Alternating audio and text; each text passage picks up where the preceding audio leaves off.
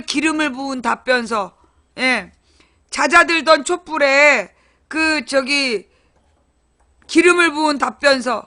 박근혜랑 지금 박순실이가 최순실이는 법정에서 검찰의 혐의를 전면 부인하고, 박근혜는 자기가 탄핵당할 사유가 없다.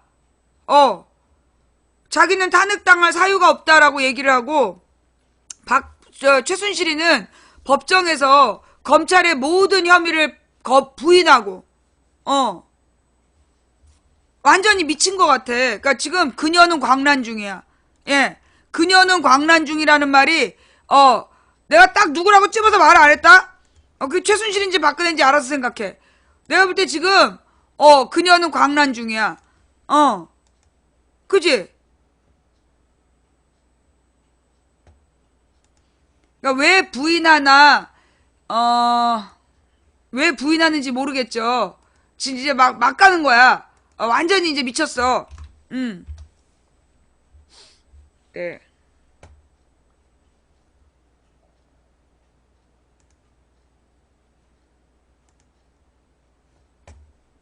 하신 분들은 사진이 나오니까 조심하세요. 박근혜 헌재 답변서 최순실 국정관여는 1% 미만. 헌법재판소에 대리인 제출한 답변서를 공개했는데 헌법 위배는 추상적인 헌법 조항의 단순 나열이다. 뇌물죄 등은 최 씨의 형사재판 심리 뒤에 결정돼야 된다. 예. 참 이렇게 입이 삐뚤어지고 이런 것도 저게 보니까 무슨 주사 부작용이었던 거야. 그지? 그죠? 지금 보니까 저게 지금 정상이 아니잖아. 한쪽 얼굴이 지금 마비되어 있잖아. 이게 보니까 지금 보니까 저게 무슨 주사 부작용 같은 거네. 그죠? 박근혜가 헌법재판소에 제출한 답변서에 최순실 국정농단을 부정하며 대통령의 국정수행 총량 대비 최순실의 관여 비율을 계량한다면 1% 미만이라고 주장했다. 목이 이래서 어떡하지? 너무 듣기 괴로우시죠? 필러가 얼굴에다 놓는 거야?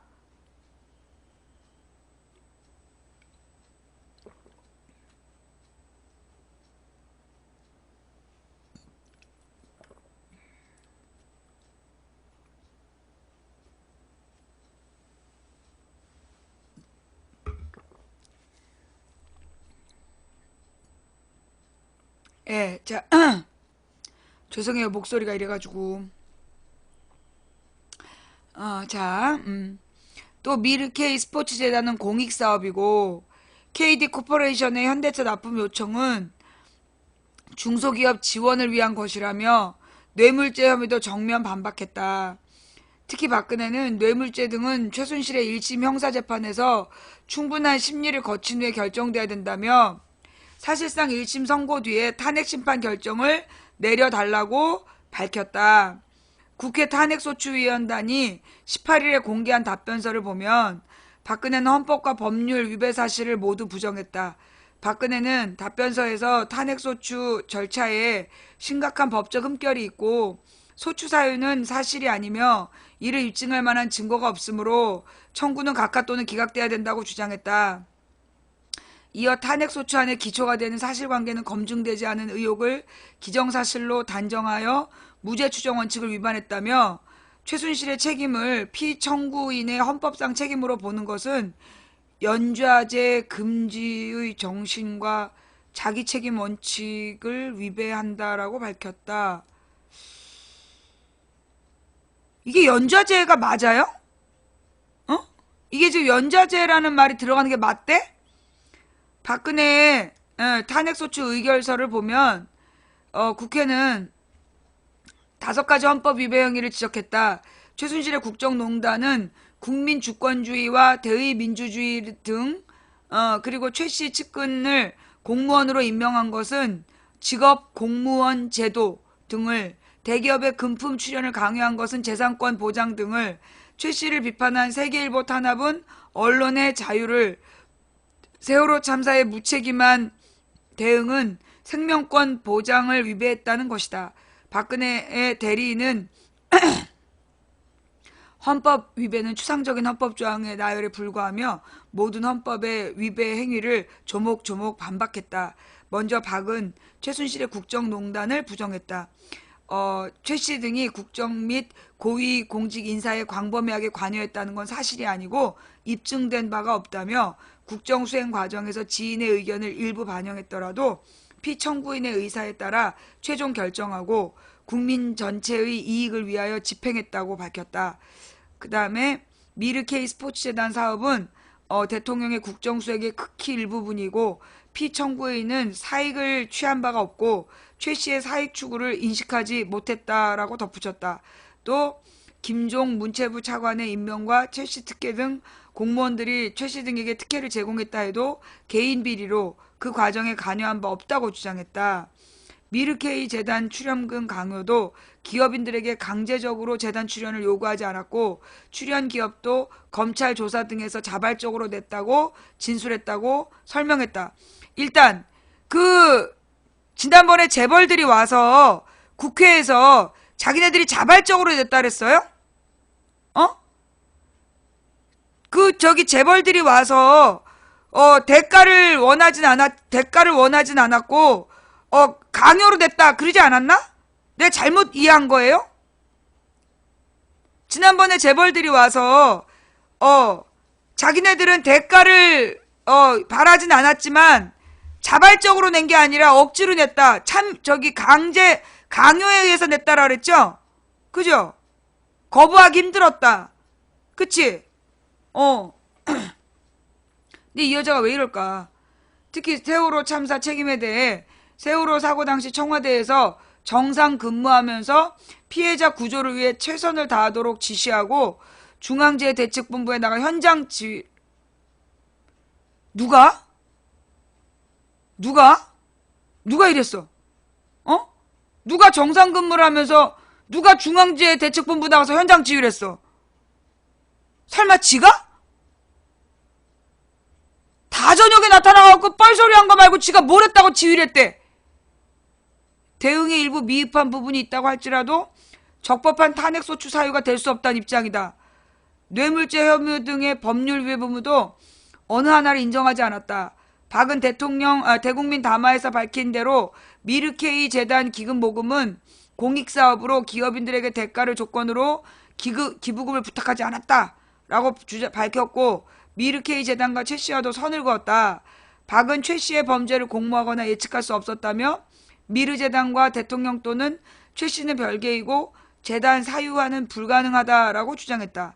특히 정유라 동창 학부모가 운영하는 KD 코퍼레이션 납품을 현대차에 요청한 혐의에는 중소기업의 어려움을 해결해 주라고 관계수석에게 지시한 것은 국정 업무의 일환으로 제3자 뇌물수수에 고의가 없다라고 단언했다. 최순실의 연설문들 국가기밀문서로 전해준 공무상 비밀누설 혐의도 피청구인의 지시로 최 씨에게 전달된 것이 아니고 유출된 연설문은 선언적이고 추상적인 내용으로 지인의 의견을 청취한 것이므로 누설로 보기 어렵다. 국회 탄핵소추 의결 과정의 절차상의 문제도 지적한 박쪽은 마지막으로 탄핵소추 사유를 인정할 자료들이 없고 뇌물죄 등 최 씨에 대한 1심 형사재판 절차에 충분한 심리를 거친 후 결정돼야 된다며 증거가 있다 해도 파면을 정당화할 중대한 법 위반이 없다고 맞섰다. 아니 근데 한겨레는 이런 개소리만 딱 싫으면 어떡해? 아니 지금 이 한겨레가 이렇게 딱 개소리만 나열하고 끝나면 어떡하냐고. 이 개소리에 대해서 법조계에 그 반론을 치러줘야 될 거 아니야. 분석을.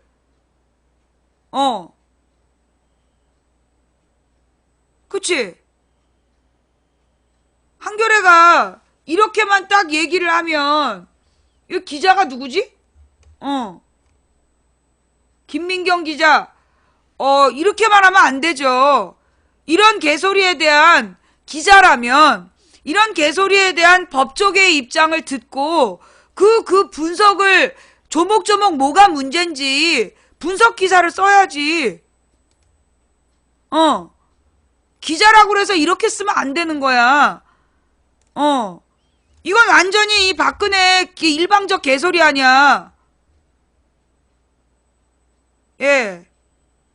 아니 이런 일방적 개소리를 할 거면 종편을 보지 우리가 왜 한겨레를 보겠어? 안 그래? 왜 한겨레 끊어야 되겠네? 계속 지금 맨 처음에 15,000원에 시작했는데 지금 18,000원까지 올라갔어.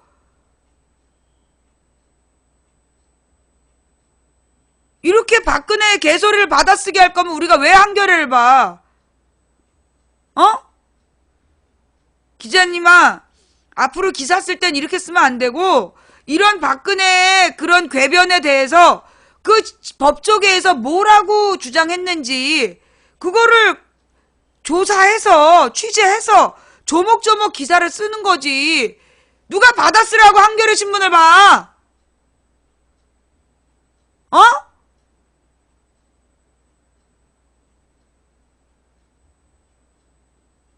아니, 이따위를 받아쓰게 할 거면 종편을 보지. 안 그래? 조선일보하고 뭐가 달라? 어이가 없네. 예. 헌법재판에 기본 지식도 없는 대리인단. 답변서에 형사재판식 변호인 표기.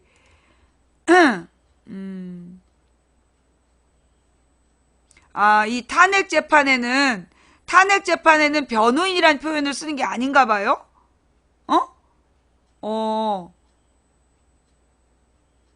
원래는 대리인이라고 해야 되는 거야? 이 박의 탄핵 심판 사건의 대통령 답변서는 형식이나 내용이 기본을 갖추지 못했다는 평가다. 이중환, 손범규, 최명성 등 대리인단이 헌법재판에 대한 기본적인 지식조차 없이 사건을 수임한 거 아니냐는 평가가 나온다. 아유, 뭐 박근혜 주변 사람 다 그러지 뭐. 뭐 하나가 제대로 됐겠어. 18일에 공개된 박의 답변서에 대리인 3명은 표지에 자신들을 피청구인의 변호인이라고 적었다.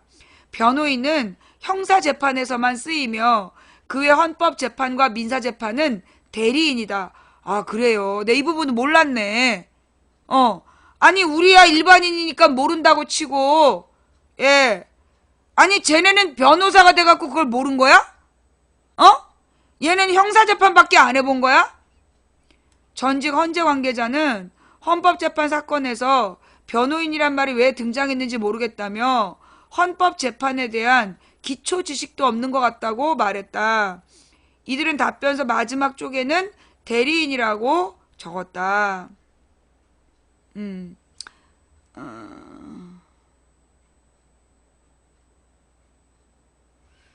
국회 소추 절차에서 피청구인에게 억울함을 호소할 수 있는 아무런 기회도 제공하지 않아서 헌법상 보장되는 무죄 추정의 원칙을 심각하게 침해하는 위헌적 처사라고 하지 않을 수 없다. 근데 무죄 추정의 원칙은 그거 형사법 얘기하는 거 아니야? 아니 그러니까 무죄 추정의 원칙은 형사법 얘기하는 거 아니에요? 자, 내가 모르는 건가? 탄핵 소추 절차의 문제에서 이들은 이해하기 힘든 주장을 했다. 대리인은 대통령에게 방어권이 보장돼야 하는데 국회 소추 절차에서 억울함을 호소할 아무런 기회도 제공되지 않았다며 무죄 추정의 원칙을 침해하는 위헌적인 처사라고 했다. 법조계 관계자는 대통령은 형사소추되지 않았기 때문에 아예 임기 끝까지 무죄 추정되어 탄핵은 불가능하다는 결론에 이른다며 탄핵 심판에서 무죄 추정을 주장하는 것 자체가 논리 모순이라고 했다. 그치, 이게 지금 형사소추가 아니니까, 그치? 무죄 추정이란 얘기는 형사소추 됐을 때만 얘기하는 거죠. 그죠? 그러니까 이게 지금 말이 안 되는 얘기를 막 하고 있는 거잖아, 지금. 그죠? 이게 형사소추가 아니라 탄핵 심판된 건데, 예, 그러니까 논리적 모순이다. 그러니까 원래 대통령은 지금 형사소추가 안 되잖아. 내란죄가 아니면 형사소추의 대상이 아니기 때문에 임기 끝날 때까지 무죄 추정되어 탄핵은 불가능하다는 결론에 이른다라며 그러니까 이 무죄 추정, 그러니까 형사소추가 되지 않기 때문에 임기 끝까지 무죄 추정돼서 탄핵은 불가능하다라는, 그러니까 다른 말로 탄핵이 불가능하다라는 결론이 논리적 모순이란 얘기야. 이 말이 좀 어려운데, 자, 일단 우리 모든 그러니까 지금 박근혜는 형사소추되지 않았잖아? 형사소추의 대상이 아니잖아. 근데 지금 박근혜 측에서 주장하는 건 형사소추가 되지 않기 때문에 무죄 추정의 원칙에 따라 탄핵을 하면 안 된다라는 개소리를 하고 있다. 이건 다른 분야인데 형사소추가 안 된다 그래서 탄핵할 수 없다는 게 아님에도 불구하고 그 두 개를 얼버무려가지고 말이 안 되는 개소리를 주장하고 있다. 그러니까 아까 그 한겨레하고 이 경향의 차이죠. 한겨레는 받아쓰기를 한 거고 경향은 나름 법조계 관계자의 말을 가지고 해설을 해주고 있는 거야. 자, 일단 대통령은 형사소추의 대상이 되지 않는다. 그게 별개야. 그래서 형사상 고소를 할 수가 없는 거지. 근데 형사소추란 얘기가 뭐냐면 형사법을 위반했다고 기소되지 않는다는 얘기예요. 그러나 지금 이거는 형사소추가 아니라 탄핵소추야. 지금 박근혜가 당한 거는 형사상 재판에 재판에 보내진 게 아니라 탄핵 재판에 보내진 거라서 형사소추가 아니라 탄핵소추란 말이야. 근데 지금 박근혜가 주장하는 건 자기는 형사소추의 대상이 아니기 때문에 탄핵소추도 당할 수 없다라는 개의 자식 같은 소리를 하고 있다. 그래서 이게 지금 논리적인 모순이다. 그러면서 탄핵 심판에서 무죄 추정을 주장하는 것 자체가 논리 모순이다. 대리인단은 국회가 대통령의 검찰 조사 불응을 문제 삼은 부분에 대해서, 그러니까 이제 가령 예를 들어 이런 거잖아요. 그러니까 형사재판하고 민사재판이 있어. 그러면 형사재판은 뭐냐면 형법을 어겼기 때문에 얘를 뭐 벌금형에 처할 거냐, 징역형에 처할 거냐, 뭐 징역형에 집행유예를 줄 거냐, 뭐 사형에 처할 거냐를 정하는 게 형사재판이야. 그 민사재판은 뭐냐면 민사상 손해를 얼만큼 배상하게 할 거냐, 이런 얘기란 말이에요. 그러니까 근데 이제 지금 박근혜 변호사들이 무슨 짓을 한 거냐면 민사재판에 가서 나를 징역형에 처할 수 없다고 주장하는 거야. 민사재판은 돈을 얼마나 낼 거냐 이거 얘기하는 데인데 민사재판은 돈을 얼마나 낼 거냐 또는 책임 소재가 누구에게 있느냐 뭐 이거를 가리는 건데 민사재판에 가서 나를 징역형에 처할 수 없다고 그래서 막 주장하는 거야. 그러니까 민사재판은 징역 얘기하는 데가 아니야. 나를 징역형에 처할 수 없다고. 아니 그러니까 여기는 징역 얘기하는 데가 아니라고. 나를 징역형에 처할 수 없다니까. 지금 그 얘기한다는 얘기예요. 무슨 얘기인지 알겠어? 민사소송, 형사소송, 탄핵소송이 다 다른데 지금 박근혜가 자기가 형사소추의 대상이 안 되기 때문에 탄핵 대상이 될 수 없다라는 개소리를 하고 있다는 얘기야. 민사재판에 가서 나를 징역형에 처할 수 없으니까 나한테 저기 손해배상도 청구하지 말라는 그런 말도 안 되는 얘기를 하는 거지. 민사재판에 가서 나를 징역형에 처할 수 없으니 민사상 손해를 배상하라고 청구할 수 없다. 이렇게 얘기하는 말이 안 되는 얘기를 하고 있는 거예요. 이게 설명이 됐어요? 이게 무슨 얘기인지 알겠지? 지금 형사소추, 탄핵소추 전혀 다른 법인데 지금 두 개를 딱 섞어가지고 막 헛소리를 막 하고 있는 거야. 뭔 말인지 알겠죠? 아니 왜냐면 이게 법률 용어라서 나도 좀 어려워. 내가 어려우면 일반 우리 시청자들은 더 어려울 수 있잖아요. 예. 내가 옛날에 그나마 뭐 법과 사회를 가르쳤던 사람인데도 어렵다면 일반 시청자들은 더 어려울 수 있기 때문에 예, 그래서 한번 요렇게 설명을 해봤는데 맞는지 모르겠어요. 예. 내가 지금 설명한 부분 이해하겠죠? 그러니까 이제 민사재판에 가가지고 민사재판은 이제 누가 누구한테 손해를 끼쳤어. 그래서 그 손해배상을 얼마나 받아낼 거냐, 얼마나 줘야 되냐, 이거를 지금 재판하는 데 가가지고 이걸로 징역형을 처할 수 없으니 나는 손해배상을 해줄 수 없다라고 우기는 거랑 마찬가지라고. 말이 안 되는 설명을 하고 있다는 논리적인 모순을 주장하고 있는 거다라고. 예. 뭐 이게 맞는지 모르겠어요. 예. 대리인단은 내가 이해한 부분은 거기까지야. 대리인단은 국회가 대통령의 검찰 조사 불응을 문제 삼은 부분에 대해선 과거 구속영장이 발부된 상황에서도 당사 내에서 농성하며 검찰을 규탄한 사례가 있어도 탄핵당할 만한 잘못이란 비판은 듣지 못했다고 했다. 뭐라고? 대통령의 검찰 조사 불응을 문제 삼은 부분에 대해서 구속영장이 발부된 상황에서도 당사 내에서 농성하며 검찰을 규탄한 사례가 있어도 탄핵당할 만한 잘못이라는 비판은 듣지 못했다고 했다. 이건 또 뭔 소릴까? 하지만 과거 발부된 영장 집행을 거부한 정치인들은 헌법 65조 등에 정한 탄핵 대상에 포함되지 않는 사람들이다. 그러니까 이제 옛날에 당사를 점거하고 그 구속영장을 안 받으려고 했던 사람들의 예를 들어서 자기를 검찰 조사할 수 없다고 지금 얘기한 거야.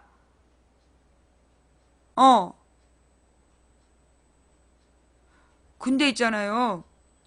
그러니까 이제 지금 이게 박근혜는 탄핵 대상이고 탄핵 대상이 누구야? 대통령이나 총리 같은 사람들이잖아. 그리고 그 당사를 점거하고 그 구속영장 집행을 저지했던 사람들이 일반 국회의원들이고 국회의원은 탄핵 대상이 아니란 말이야.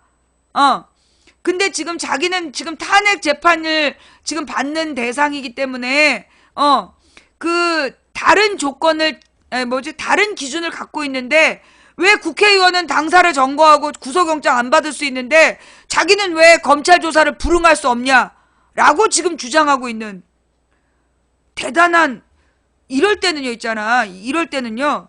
그러니까 내가 이제 한 10년 방송을 했단 말이야. 10년 동안 방송을 하는데 가끔 이제 일베 옛날 말로 지금 뭐 정사겔이나 노노데모나 뭐 이런 애들이 와가지고 굉장히 막 그 당당하게 개소리를 하잖아요. 그러면 우리 같은 사람들은 저 말이 맞는 거야? 내가 잘못 알아서 이런 생각을 해.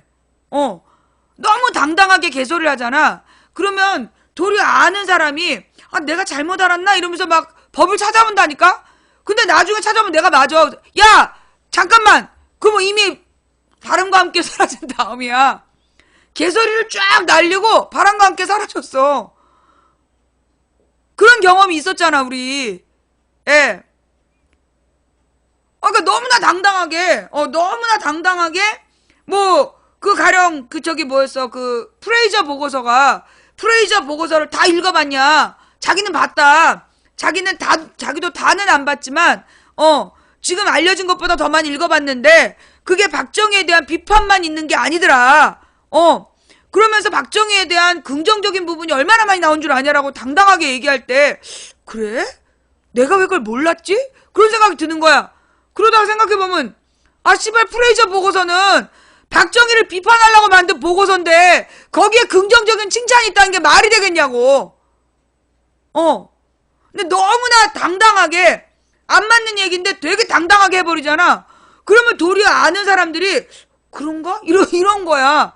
내가 볼 때 지금, 저 변호사들이 일배인가 봐. 진짜 저 변호사들이 지금 일배야.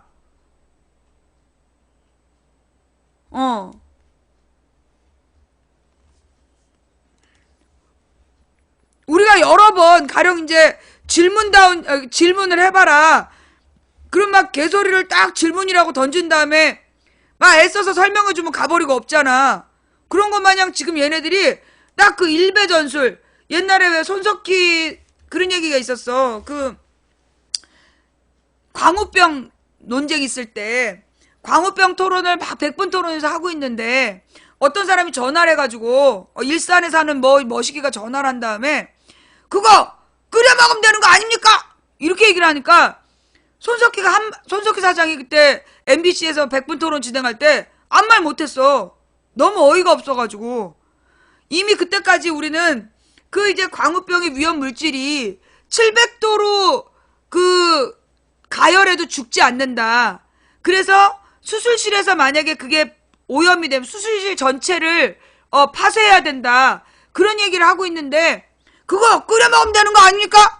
끓이는 건 물이 100도씨인데 익혀 먹으면 되는 거 아닙니까? 이러면서 얘기를 할 때 그때 그 손석희 선생이 아무 말 못했어. 근데 그 다음날 지네들이 그 다음날 자기네가 손석희 입을 막았다고. 아무 말 못하게 했다고. 그런 개소리를 한 거 아니야. 그러면서 막 그 당시에 노노데모였나 걔네들이 막 좋아하면서 막 지네가 손석희를 이겼다고. 어찌나 당황스럽든지.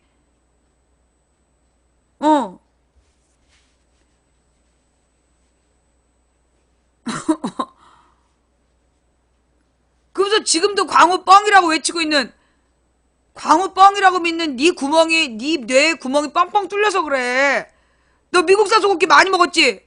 광우 뻥이라고 쓰는 애들이 보면, 광우 뻥이라고 쓰는 애들이 보면 뇌에 구멍이 뻥뻥 뚫려서 그래. 내가 진짜. 자, 하여간 지금 이제 이 박근혜 대리인단이 이런 짓을 지금 막 하고 있는 거야.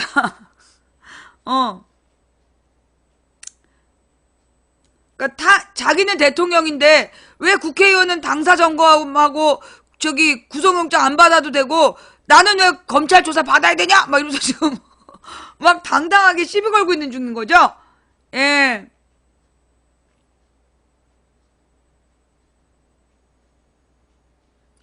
100만 명이 넘는 국민들이 촛불 집회에 참여하면 임기를 무시할 수 있다는 예외 규정을 두지 않고 있다. 이건 또 뭔 말이야? 술 먹고 썼나? 이거 술 먹고 쓴 거야? 이거 뭐래? 100만 명이 넘는 국민이 촛불 집회에 참여하면 임기를 무시할 수 있다는 예외 규정을 두지 않고 있다. 이거 뭐라는 거니? 야! 그래서 권성동이가 이걸 공개 못한다고 버텼구나. 권성동이가 저기 박근혜 답변서를 공개하라니까 박근혜 답변서를 공개 못한다고 버텼어. 지가 봐도 이거 공개할 수 없었으니까 그랬구만. 대리인들은 또 국민의 탄핵 의사가 분명해졌다는 것을 사유로 탄핵소추는 대통령 임기보장 규정의 취지를 무시하는 위헌적인 처사라고 주장했다. 그러면 헌법은 대통령 지지율이 일시적으로 낮고 100만 명이 넘는 국민들이 촛불에 참여하면 임기를 무시할 수 있다는 예외 규정을 두지 않고 있다고 했다. 이에 대해 법조계 관계자는 헌법은 대통령의 임기를 보장하는 동시에 탄핵도 예정하므로 임기 보장이 절대적일 수 없고 오히려 국민의 탄핵 의사는 국회의 탄핵 소추가 민주적인 정당성을 갖는 결정적인 사유라고 설명했다. 이것도 말이, 내가 그랬잖아. 경향신문은 논점을 찝는데 너무 말이 어렵다. 이게 무슨 얘기냐. 지금 박근혜가 주장하는 건 지금 100만 명이 요구한다고 탄핵을 시키면 대통령의 임기를 보장한다는 그 원칙을 어긋난 거라고 지금 막 저항하고 있는 거야. 그러니까 지금 헌법학자가 설명하기를, 그래 대통령 제도는 원래 임기를 보장하는 건데 대통령 제도에는 대통령이 잘못하면 탄핵할 수 있다는 규정이 있지 않냐. 그러니까 누구나 탄핵을 당하면 임기를 보장받지 못하는 거다. 그게 자연스러운 법이다라고 지금 설명하고 있는 거예요. 예. 그래서 국민의 탄핵 의사는 국회의 탄핵소추가 민주적으로 정당하다라는 것을 설명하고 있다라고 지금 설명하는 거죠.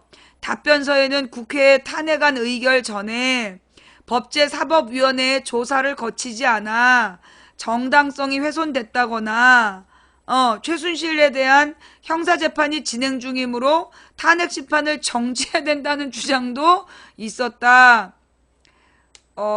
탄핵안 의결 전에 법제사법위원회의 조사를 거치지 않았다.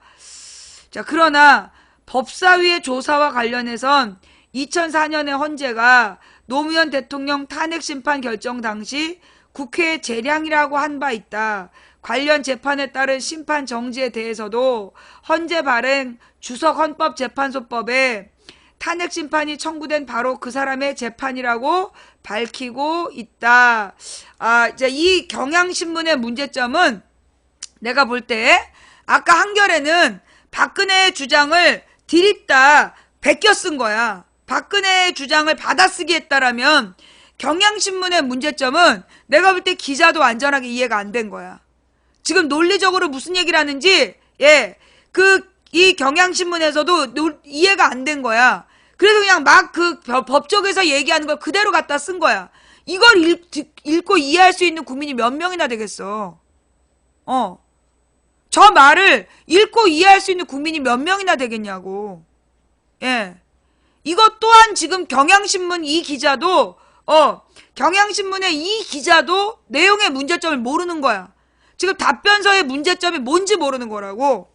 자, 그러면 이제 내가 이해하는 설명, 그러니까 법사위원회는 일반적으로 국회에서 법률이 통과되려면 법사위원회를 거쳐서, 통과돼야 돼요. 근데 이건 지금 탄핵소추잖아.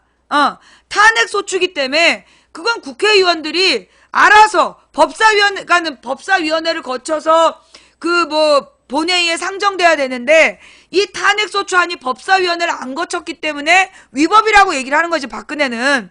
근데 이건 법률이 아니잖아. 법률이 아니라 탄핵소추안이기 때문에 반드시 법제사법위원회, 그러니까 법사위를 반드시 거칠 필요가 없다. 그게 2004년에 노무현 때도 그렇게 했다. 라고 지금 설명을 하고 있는 거예요. 예. 예. 이거는, 그니까 이제 법사위원회가 하는 일이 지금 이제 국회의원들이 만든 법률안이 이게 다른 법하고 충돌하지 않는가, 헌법에 위배되지 않는가, 이런 것들을 검토하는 게 법사위원회야. 근데 지금 탄핵소추안은 법률안이 아니라 박근혜라는 한 괴물을 탄핵하는 문제이기 때문에 반드시 법사위원회를 거쳐야 된다라는 규정이 없다. 무엇보다 헌법재판소법에 지금 얘기하잖아. 주석 헌법재판소법. 이게 무슨 얘기냐. 한마디로 헌법재판소법을 풀이해 놓은 거야. 거기 보면 탄핵 재판을 할 때 반드시 법사위를 거쳐야 될 필요가 없다. 그건 국회의원들의 재량이다. 라고 얘기하고 있다고. 근데 지금 이 박근혜 대리인들이 법사위를 안 거쳤으니까 절차상의 문제가 있다라는 지금 개소리를 하고 있는 거죠. 예. 그러니까 예를 들어 형사 이제 어떤 놈이 이제 잡혔어. 체포당한 거야. 체포당했는데 체포돼 갖고 이놈이 하는 말이 뭐냐면 내가 자수할 수 있는 기회를 안 줬기 때문에 이 형사 재판은 무효다. 이거는 지금 박근혜가 주장하는 바는, 박근혜 대리인들이 주장하는 바는 지금 이제 어떤 놈이 범인이야. 체포됐어. 자수하길 바랬지만 자수 안 하고 결국 경찰에 체포가 된 거야. 그냥 기소가 됐네?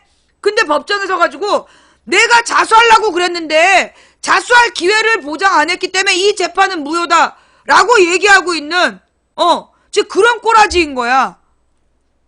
어이가 없죠? 그죠? 뭔 말인지 알겠지?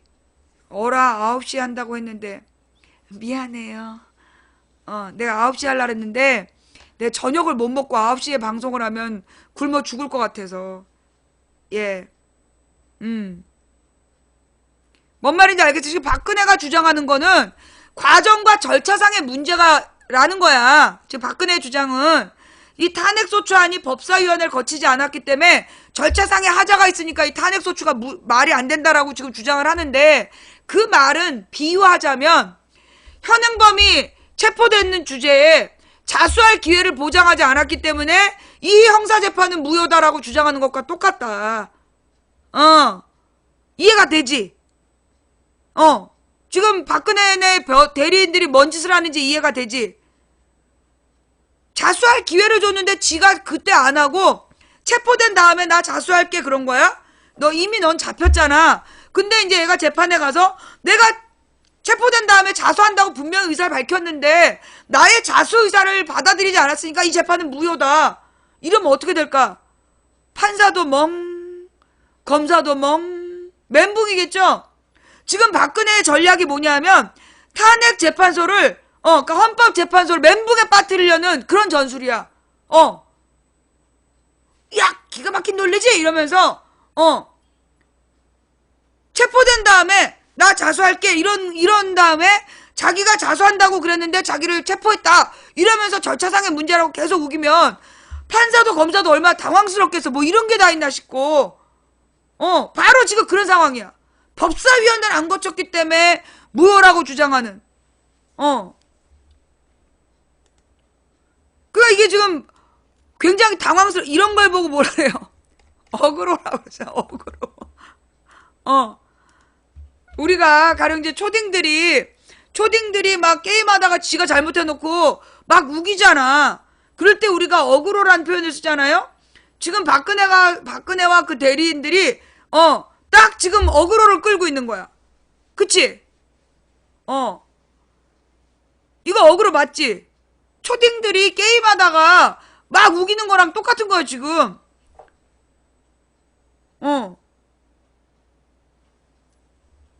자, 이 헌법학자는 뭐라 그랬을까요? 탄핵 심판과 형사재판을 혼동한 지연 전략이다. 나는 좀 이 말도 말이 안 돼. 아니, 어떻게 탄핵 심판과 형사재판을 혼동했는데 지연 전략이야. 지연 전략이란 말은 어떤 생각을 가지고, 뭐라 그러나, 계획을 세웠다는 얘기잖아. 지연시키려는 계략을 꾸몄다는 얘긴데, 혼동을 했는데 무슨 계략을 꾸며. 그러니까 이건 혼동이라기보다는, 그 탄핵 심판과 형사 재판을 얼버무린 지연 전략. 이렇게 해야 정확한 표현이지. 뭐요? 탄핵 심판과 형사 재판을 얼버무린 지연 전략. 요렇게 표현하면 되지만, 혼동한이라는 것은 말이 안 된다고. 예. 혼동한 척 버무린, 막 그냥 섞어버린, 예, 말도 안 되게 섞어버린, 박 대통령의 검찰 수사 부정, 최순실 재판을 강조, 최안종범의 책임 모르고 증거 부정 뻔뻔, 형사재판처럼 모두 다투면, 시간 지연. 형사재판처럼 건건을 계속 이런 식으로 물고 늘어지겠다는 거야. 그러니까 지금 박근혜는 대리인들이 뭘 요구한지 알아? 탄핵 심판을 3심제로 하자고 기세야, 지금. 지금 박근혜랑 저 대리인들은 탄핵 심판을 3심제로 하자고 그럴 기세야. 무죄 추정의 원칙을 주장하는 걸로 봐서, 탄핵 결정이 내려지면 항소하겠다. 그럴 것 같아, 지금. 그지? 만약에 이제 헌재에서 탄핵 결정이 내려지면 항소하겠습니다. 지금 그럴 분위기야. 그게 이제 2심이 항소고 3심이 상고잖아. 지금 쟤네들이 지금 하는 짓이 딱 하는 꼬라지가 헌재에서 탄핵 결정이 내려지면 항소하겠습니다. 딱 그런 분위기라니까? 여러분, 탄핵 재판은 한 번만 하는 거예요. 단심제예요. 예. 탄핵 재판은 단심제야. 2심, 3심 하지 않아. 형사재판이나 민사재판은 3심제가 있어도, 예. 탄핵 재판은 단심제도예요. 예. 근데 지금 박근혜는 저거 하는 꼬라지가 껌껌이 물고 늘어지면서 탄핵 재판도 지금 3심제로 하자고 갈 기세야. 예.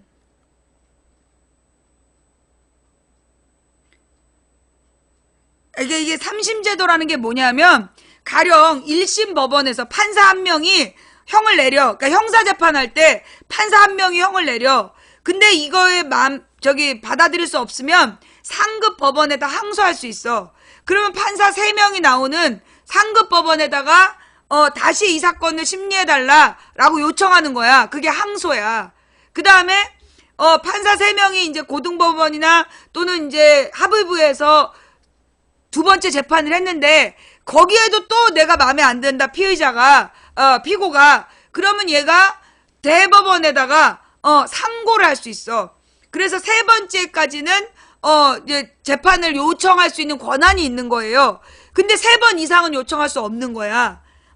그게 우리 3심 제도라는 거야. 형사사건이나 민사재판의 경우 3번까지 재판을 청구할 수 있다. 근데 예를 들어 형사재판의 경우는 결정을 번복할 만한 결정적인 증거, 즉 무죄를 계속 주장한 사람이 자신의 무죄를 입증할 결정적 증거가 나오잖아. 그러면 3심으로 끝난 재판에 재심을 청구할 수 있어요. 예. 그게 그런 건 재심이라 그래.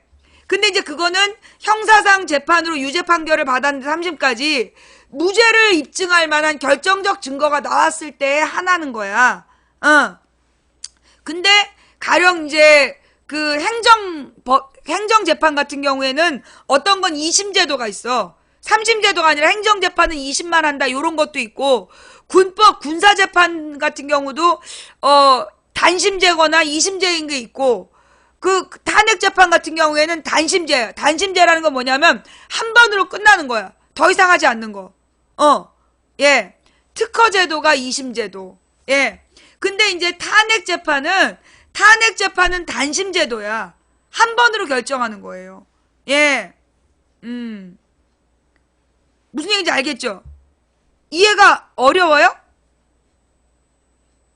그러니까 지금 탄핵재판은 대통령에 대해서 한 번만 국회의원들이 탄핵소추하고 헌법재판소에서 결정하는 거야. 대통령 탄핵소추는. 그래서 헌법재판소에서 한 방에 끝나는 재판인데, 지금 박근혜가 헌법재판하고 형사재판하고를 섞어가지고 법리가 전혀 다른 분야인데 막 섞어가지고 지금 껌껌이 자기를 변론하겠다 그런 자세를 지금 보여주고 있는데, 저런 자세로라면 마치 탄핵 재판이 탄핵 결정이 나면 항소하겠습니다. 이 개소리야. 이거야말로 진짜 개소리야. 있을 수 없는 탄핵 재판은 항소가 없어. 근데 항소하겠다고 우길 상황이다. 지금 박근혜가 항소하겠다라고 우길 것 같은 분위기다. 그런 얘기야. 항소를 할 수 없다니까. 근데 지금 박근혜는 항소를 받아주지 않기 때문에 무효다라고 얘기를, 탄핵 인용이 무효라고 주장할 기세야, 지금. 완전히 전문 어그로꾼. 예. 전문 어그로꾼, 어벙이 연합의 어떤 수괴로서의 본 모습을 보여주고 있는 거죠. 너무 당황스러워. 잠깐만, 몸이 너무 춥다.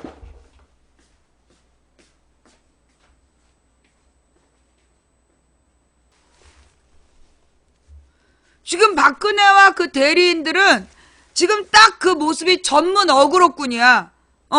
전문 어그로꾼의 모습으로 탄핵 심판을 하는데 형사법의 논리를 가지고 와서 변론을 하겠다라는, 그러니까 무엇을 상상하든 상상 이상이야. 예. 무엇을 상상하든 상상 이상의 모습을 지금 보여주고 있는 거야. 누가 이런 걸 상상이나 했겠어. 탄핵 심판을 형사법의 논리로 껌껌이 무죄를 주장하는, 와, 무엇을 상상하든 상상 이상이야.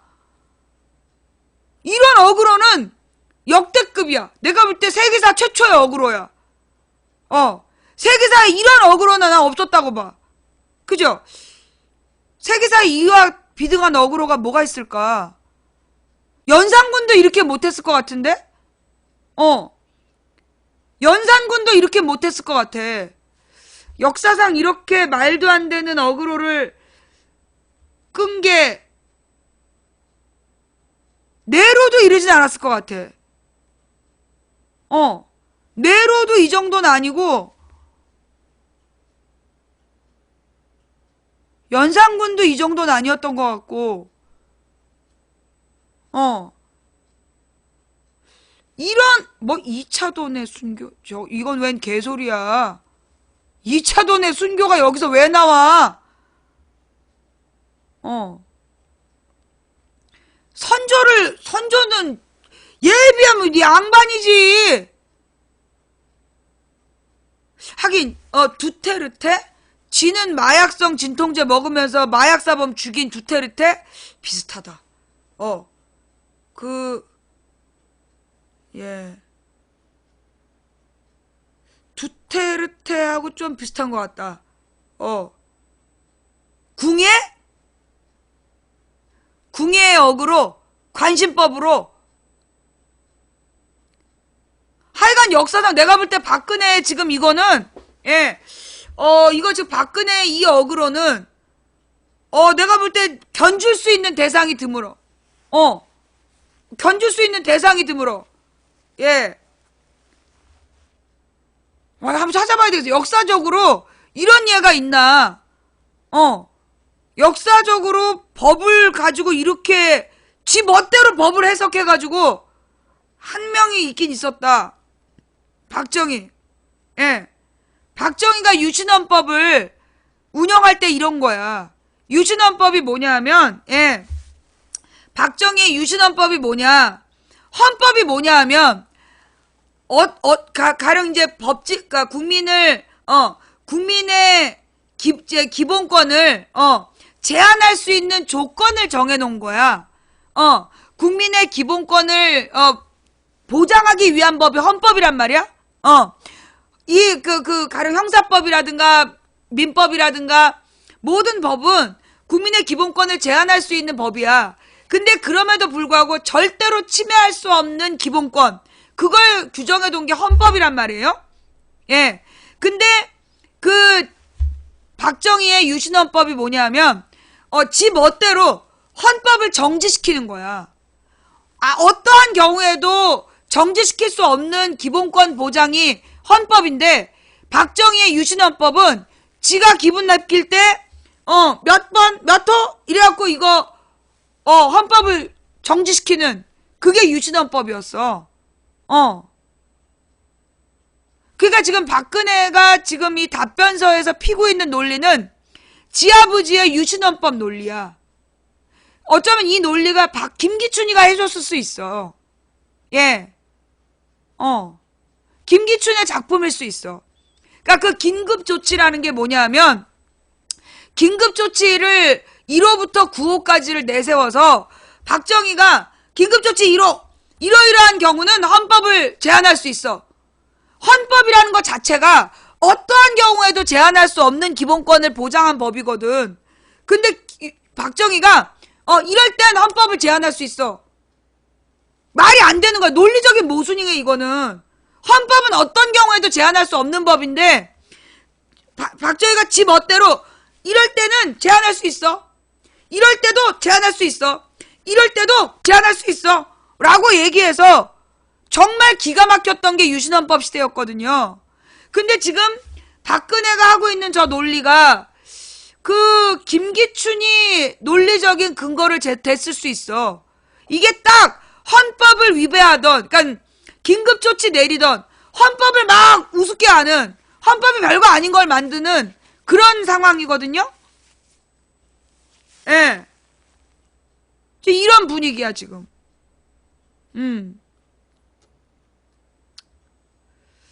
자, 그러니까 내가 오늘 방송해야 되는 이유가 뭘까 했더니, 지금 박근혜 답변서에 대해서 기자들이 이렇게 기사를 쓰면, 예, 박근혜 답변서에 대해서 기자들이 이렇게 기사를 쓰면요, 국민들이 어떤 생각을 하겠어? 내가 볼 때 지금 우리가 물론 다른 기사를 다 본 건 아니지만, 한겨레하고 경향의 기사 2개를 보면서 든 느낌이 뭐냐? 탄핵에 문제 있는 거 아니야? 그걸 유도한 거야 지금.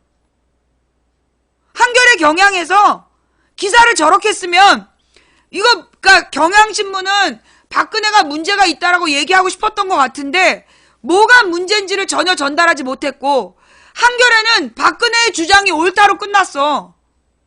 아무 비판 없이 그냥 받아쓰기란 거야.